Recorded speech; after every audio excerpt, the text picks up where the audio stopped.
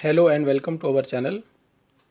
आज हम बात करेंगे आईएलटीएस राइटिंग टास्क 2 में जो हम कॉमन बट कॉस्टली मिस्टेक्स करते हैं उसके बारे में। चलिए स्टार्ट करते हैं। सबसे पहली है स्पेलिंग मिस्टेक। जैसे आप देखिए यहाँ पे अलॉटेड, ये स्पेलिंग रॉन्ग है। करेक्ट स्पेलिंग है ALLOTTED। रिसीव, उसकी करेक्ट स्पेलिंग है। डेफिनेट की स्पेलिंग नीचे दी हुई है। आई एम श्योर आप ये मिस्टेक्स नहीं करते होंगे, ये सुनो। सेकेंड कॉमन मिस्टेक होती है पंक्चुएशन की। पंक्चुएशन का मतलब आप जानते हैं, full stop, question mark, exclamation mark, ये सब। तो इसके कुछ एग्जांपल्स देखते हैं कहाँ पे क्या मिस्टेक्स करते हैं स्टूडेंट्स। अब देखिए example, those homes were built in the 1960s। अब यहाँ पे दो जगह पे मिस्टेक है। Do not use an apostrophe for plural nouns. अब ये प्लूरल नाउन्स है, वहाँ पे एपोस्ट्रॉफी की ज़रूरत नहीं है। देखिए करेक्ट आंसर है ये। ठीक है, समझ में आ रहा है बराबर से। और एक एग्जांपल देखते हैं, Apple will announce its new iPhone soon. अब इट्स के अंदर जो एपोस्ट्रॉफी लगाया है वो कॉन्ट्रैक्शन है इट इज़ का, और हम यहाँ पे कहना चाहते हैं पजेसिव प्रोनाउन, तो ये गलत है। ठीक है, आप जानते हैं इट्स जो है वो जब इसमें एपोस्ट्रॉफी आती है तो वो क्या बन जाता है, कॉन्ट्रैक्शन बन जाता है इट इज़ का। करेक्ट आंसर ये है। Okay, it's without an apostrophe is a possessive pronoun, और यहाँ पे हमें पजेसिव प्रोनाउन ही यूज़ करना था कि एप्पल जो है वो अपना न्यू आईफोन अनाउंस करने वाला है। ग्रामर, अब देखिए ग्रामर रिलेटेड एक यहाँ पर एक ऐसे लिया हुआ है मैंने। दो मिस्टेक्स हम लोग लेते हैं, हालांकि बहुत सारे मिस्टेक्स है इस ऐसे में, बट दो हाईलाइट करते हैं। Some people chooses situations needs to be ignored. Correct answer क्या होना चाहिए, some people choose situations need to be ignored. तो ये ग्रामेटिकल एरर्स है, ये नहीं होने चाहिए। हालांकि इस ऐसे को 7 बैंड स्कोर मिला हुआ है। कॉन्ट्रैक्शन, कॉन्ट्रैक्शन यूज़ नहीं करने हैं क्योंकि ये फॉर्मल राइटिंग करते हैं हम लोग। ठीक है, हाँ कॉन्ट्रैक्शन आप यूज़ कर सकते हैं स्पीकिंग में, तो उनको बचा के रखिए स्पीकिंग के लिए, बट राइटिंग में इसको यूज़ नहीं करेंगे। जैसे ये एग्जाम्पल से देखिए, ये सारे कॉन्ट्रैक्शंस हैं। It's, let's, can't, wouldn't, shouldn't, won't, आप जानते हैं। ओके, सो इसके जगह पे आपको क्या लिखना है, पूरा लिखना है। इससे दो बेनिफिट्स है, आपके वर्ड काउंट भी बढ़ जाएंगे और है ना, ये फॉर्मल भी रहता है। एक एग्जांपल देखिए यहाँ पे, it's a big year for the company. तो यहाँ पे इट्स जो है आप जानते हैं इट इज़ का कॉन्ट्रैक्शन है, इसीलिए हम क्या करेंगे, पूरा लिखेंगे इट इज़। ठीक है, और एक एग्जांपल देखिए, two of the major problems we are facing today are over population and pollution. अब जो एंड है वो छोटा वाला यूज़ किया आपने, नहीं करना है आपको कभी भी फॉर्मल राइटिंग में, आपको पूरा लिखना है AND। फिर कुछ बच्चे अमेरिकन इंग्लिश की प्रैक्टिस करते हैं, क्योंकि टाइप करते हैं तो अमेरिकन इंग्लिश ही आता है, बट अवॉइड करेंगे अमेरिकन इंग्लिश और ब्रिटिश इंग्लिश लिखेंगे। जैसे कलर की स्पेलिंग, एनालाइज की स्पेलिंग, एनालॉग की स्पेलिंग, ये है अमेरिकन इंग्लिश के हिसाब से, बट आपको ये नहीं लिखनी है, आपको ब्रिटिश इंग्लिश के हिसाब से स्पेलिंग लिखनी है। ये सुनो, ऑर्गेनाइजेशन में आपने देखा होगा अमेरिकन इंग्लिश में Z आता है बट ब्रिटिश इंग्लिश में S आता है, तो आप S ही लिखेंगे। ठीक है, आगे बढ़ते हैं। वर्ड ब्रेक, इसका एक एग्जांपल देता हूँ। एक स्टूडेंट ने देखिए कंक्लूजन लिखा है और कंक्लूजन में एक वर्ड है जो तोड़ा है उसने, ब्रेक किया हुआ है। आपको नहीं करना है, आपको या तो पूरा वर्ड ऊपर लिखना है, ऊपर जगह नहीं है तो उस वर्ड को नीचे ले लो। देखिए वर्ड है लिबरलाइजेशन, है ना, लिबरलाइज दे आगे ऊपर लिखा है और शन नीचे लिखा है, ऐसा नहीं करना है कभी भी, वर्ड को तोड़ना नहीं है लिखते वक्त। कैपिटलाइजेशन, अब देखिए यहाँ पे एक एग्जांपल है जिसमें इनिशियल लेटर्स कैपिटल होते हैं। आप जानते हैं फर्स्ट वर्ड का जो फर्स्ट लेटर है वो कैपिटल होता है। कोई प्रॉपर नाउन है उसमें कैपिटल होना चाहिए, कंट्री का नाम है। तो देखिए बहुत सारी मिस्टेक्स है बच्चों इसके अंदर। अब हम क्या करेंगे, हम देखेंगे क्या क्या मिस्टेक्स है, तो ध्यान से देखिए क्या क्या मिस्टेक्स है। अब हम इन मिस्टेक्स को करेक्ट करेंगे। ठीक है, तो अगले स्लाइड में आप देखेंगे कि सारे मिस्टेक्स करेक्ट किए हुए, आपको इसी तरह से लिखना है। Structure very important. Okay, structure में लिखना है आंसर आपको, एक स्टैंडर्ड स्ट्रक्चर है। तो देखते हैं, उसके अंदर पहले इंट्रोडक्शन आता है, फिर बॉडी पैराग्राफ्स आते हैं और एंड में कंक्लूजन आता है। राइटिंग टास्क 2 की बात कर रहे हैं हम लोग। यस, राइटिंग टास्क 1 का जो स्ट्रक्चर है वो अलग है, उसके बारे में हम अगले वीडियो में बात करेंगे। फिलहाल राइटिंग टास्क 2 के स्ट्रक्चर की क्रोनोलॉजी को समझ लीजिए। सबसे पहले इंट्रोडक्शन, फिर बॉडी पैराग्राफ 1, बॉडी पैराग्राफ 2, कभी कभी बॉडी पैराग्राफ 3 भी आता है, और एंड में आपको क्या लिखना है, कंक्लूजन। ओके, तो बॉडी पैराग्राफ 1 जो है उसमें एक आइडिया आप एक्सप्लेन करेंगे डिटेल में, बॉडी पैराग्राफ 2 में दूसरा आइडिया एक्सप्लेन करेंगे, ठीक है, डिटेल में, और फिर समरी जो है वो कंक्लूजन में आएगा। कंक्लूजन, अब देखिए कंक्लूजन कैसे स्टार्ट करना है, या तो आप लिखिए इन कंक्लूजन, या फिर आप लिख सकते हैं टू कंक्लूड। एग्जाम्पल देखते हैं कंक्लूजन का। देखिए यहाँ पर एक कंक्लूजन लिखा है स्टूडेंट ने, in conclusion the main important thing when facing bad situations is to analyze the problem, then only you can respond to them. Not all bad situations need to be ignored and not all needs to be improved. तो आप देख सकते हैं यहाँ पे candidate ने अपना opinion बताया, अपनी पोजीशन बताई है, एंड फिर समरी बताया है। सो ऑलवेज रिमेंबर, आपके कंक्लूजन में दो चीज़ें तो होनी चाहिए, your opinion must be clear, your position must be reflected throughout the essay, and you need to sum up in the conclusion. Word count very important. Word count आप जानते हैं राइटिंग टास्क 2 का कितना है, minimum 250 words. But अब देखिए इस example में एक स्टूडेंट ने क्या किया है, 236 वर्ड्स ही लिखे हैं। उसका स्ट्रक्चर भी सही नहीं है, इंट्रोडक्शन और बॉडी पैराग्राफ 1 एक साथ लिख दिया है, और बहुत सारी मिस्टेक्स आप देख सकते हैं। देखिए स्पेलिंग मिस्टेक्स है, राइट टर्म वहाँ पे एक्चुअली रिदम होना चाहिए था, सॉफ्ट म्यूजिक का सॉल्फ म्यूजिक कर दिया, ऐसे बहुत सारे एरर्स हैं। कैपिटलाइजेशन की एरर है, कॉन्ट्रैक्शन भी एक जगह पे यूज़ किया है, डोंट करके आप देख सकते हैं सेंटर में फर्स्ट पैराग्राफ के एंड में, तो वो डू नॉट होना चाहिए, ऐसे बहुत सारे मिस्टेक्स हैं। कंक्लूजन की जगह पे इंक्लूडिंग लिख दिया है, इन कंक्लूजन लिखना चाहिए था, देखिए लास्ट में। तो ये सारी मिस्टेक्स की वजह से और ज़्यादा नुकसान जो हुआ है इस कैंडिडेट के बैंड स्कोर में, वो वर्ड काउंट की वजह से हुआ है। इस कैंडिडेट को मिला है 5.5। टास्क रिस्पॉन्स आप जानते हैं, टास्क रिस्पॉन्स के अंदर आपका ओपिनियन देना है, फिर उस ओपिनियन को supporting sentence, explanatory sentence, example sentence, rounding off sentence, ये सारी चीज़ें उसके अंदर आपको लिखनी है in order to develop your idea. You need to include only relevant ideas and your examples, relevant examples. अगर आप कोई डेटा वहाँ पे प्रोवाइड कर रहे हैं तो उसका सोर्स भी बताइए कि आपको डेटा मिला कहाँ से, ठीक है।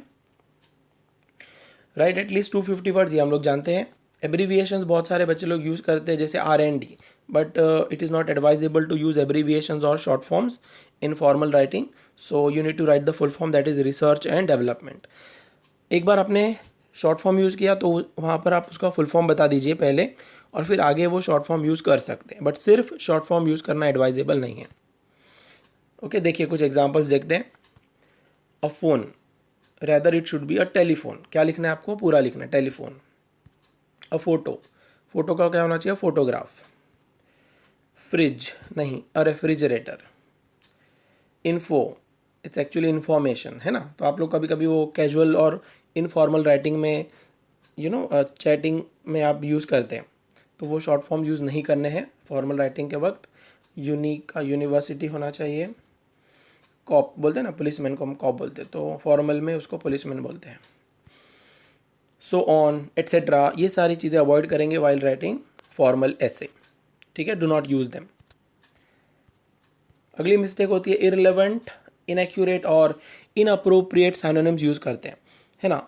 हम लोग क्या कोशिश करते हैं कि हम एडवांस्ड वोकेबुलरी यूज़ किए करें, fancy vocabulary, fancy synonyms use करें, बट द थिंग इज़ वो सिनोनिम्स उसका जो है वो रिलेवेंट होना चाहिए और एक्यूरेटली आपको यूज़ करना है। और उसमें गलती क्या हो जाती है, स्पेलिंग मिस्टेक भी हो जाती है। एग्जाम्पल देखते हैं, तो ऐसे नहीं करना है आपको।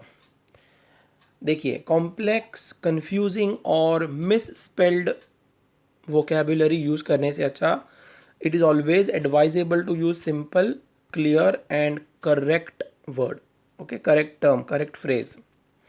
अब देखिए यहाँ पर एक फ्लैबरगैस्टेड करके वर्ड है, अब इसका मीनिंग पता होना चाहिए, है ना। मीनिंग पता होगा तो आप इसको सही जगह पे यूज़ कर पाएंगे सेंटेंस में। उसके अलावा इसकी स्पेलिंग याद रखनी पड़ेगी, यस और नो। सो ऐसे वर्ड्स आप तभी यूज़ करें जब आपको उसकी मीनिंग पता हो और स्पेलिंग भी याद हो। अब देखिए यहाँ पे एक ऑकवर्ड सेंटेंस है, according to me this is the best club in town, but according to me कभी भी नहीं बोलना है, आपको हमेशा बोलना है in my opinion. So according to me कभी भी नहीं बोलना है, हाँ, अकॉर्डिंग टू समवन हो सकता है, according to any author, but not according to me. Okay, so always say in my opinion. Next mistake है मल्टीपल अनडेवलप्ड आइडियाज़। बहुत सारे आइडियाज़, बहुत सारे आप एग्जाम्पल्स लिखते हैं, बट ऐसा नहीं होता है। देखिए, बहुत सारे आइडियाज़ में जैसे एक एग्जांपल लेते हैं, एडवांटेजेस ऑफ ऑनलाइन शॉपिंग। अब ऑनलाइन शॉपिंग के बहुत सारे एडवांटेजेस हैं। आपको क्वेश्चन में भी यही पूछा है कि what are the advantages of online shopping, but this does not mean that you provide 4-5 examples और 9 to 10 examples. You can provide maximum 1 or 2 ideas और 1 or 2 merits of online shopping. अगर आप ज़्यादा आइडियाज़ दे रहे हो वहाँ पे कि ये देखिए ये सारे बेनिफिट्स है, ये एडवांटेजेस है, ये मेरिट्स है, ये प्रोज है इसके, ठीक है, बट फिर उनको एक्सप्लेन भी करना पड़ता है, उसके रिलेटेड कोई एग्जांपल लेना पड़ता है, और उतना टाइम हमारे पास नहीं है। वर्ड काउंट फिर 500 तक चला जाएगा हमारा। इसीलिए हम एडवाइस करते हैं स्टूडेंट्स को कि आप एक आइडिया लीजिए, उसको सपोर्ट कोई सेंटेंस लीजिए, एग्जाम्पल दीजिए उसका, ठीक है।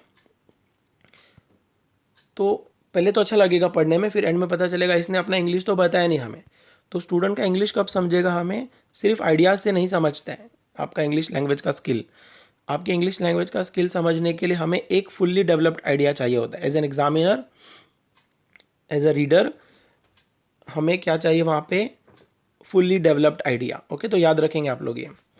सो बॉडी पैराग्राफ 1 में फर्स्ट एक आइडिया लीजिए, बॉडी पैराग्राफ 2 में दूसरा आइडिया लीजिए और उसको अच्छे से डेवलप कीजिए। एक एग्जांपल लेते हैं इसका, जैसे government should invest more money on railways rather than roadways.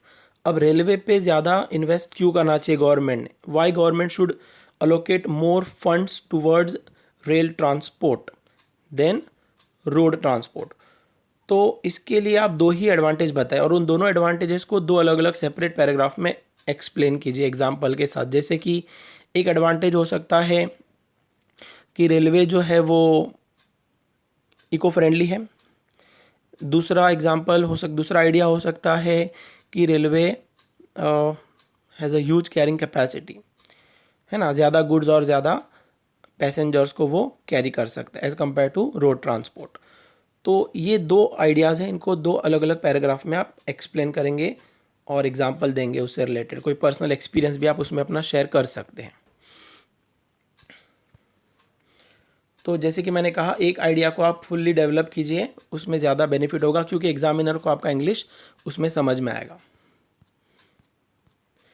कुछ स्टूडेंट्स क्या करते हैं, रन ऑन सेंटेंस, मतलब बहुत ही बड़े बड़े सेंटेंसेस लिखते हैं, प्रॉपर पंक्चुएशन उसमें डालते नहीं हैं, तो एग्जामिनर को एक बार में समझने में परेशानी होती है। और देखिए, एग्जामिनर एक ही बार अटेम्प्ट देने वाला है और एक बार वो नहीं पढ़ेगा, ठीक है, उसको नहीं समझा मतलब गया, आप उसको एक बार में नहीं समझा पाए। एग्जाम्पल देखिए, I left work early but I missed my train and I waited in the station for 40 minutes until the next one finally came, so I didn't get home until 8 PM। अब एक बार मैंने read किया, ठीक है, as a reader मैंने read किया और मुझे इसमें नहीं समझ में आया बराबर से कि आपका मैसेज क्या है, तो फिर मैं इसको दूसरी बार नहीं पढ़ूंगा, ठीक है। तो आपको यहाँ पे इतना बड़ा सेंटेंस यूज़ नहीं करना है।